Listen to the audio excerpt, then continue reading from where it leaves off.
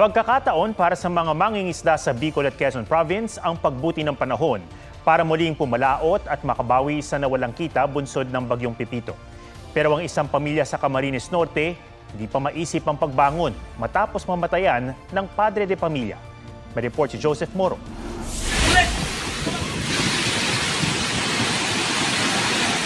Malakas na hangin na sinabayan ng walang tigil na buhos ng ulan.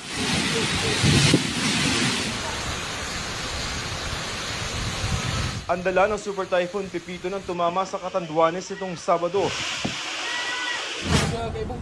Ang mga taga-emergency operations sa bayan ng Biga sinubukan pang isalba ang kisame ng kanilang opisina. Pero tuluyan ding bumagsak sa bayan ng Panganiban kung saan unang naglandfall ang bagyo. Halos 500 bahay ang nawasak. Nagkalat naman sa Karamuran ang mga puno at materyales mula sa mga nagibang bahay. 27 bahay naman sa Calagos Island sa Camarines Norte ang totally damaged. Nawala ng bubong ang isang classroom ng Banokbok Elementary School. Humupa na ang masamang panahon, pero ang pamilya Santa Rosa may pinagdaraanan pa rin bagyo.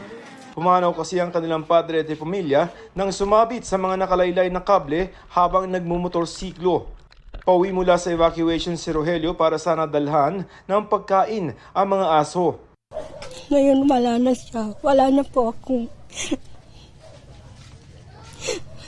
Pag uuwi nga ng alas 4, wala na po akong hihintayin.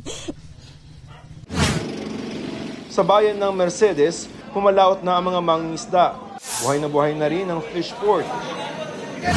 Ang ilang mangingisda sa Tagkawayan, Quezon gusto na rin makapalaot para makapag-ipon muli para mapagawa ang bahay nilang winasak ng bagyo. Marami bagang umaasa sa kita natin sa hanap buhay pang araw-araw. Inihahanda na ng DSWD ang financial assistance sa mga binagyo. Nag-usap na kami na Governor, aantayin ko yung listahan mula sa provincial government para mahanda naman ng DSWD yung cash assistance para sa mga nasiraan ng mga tahanan.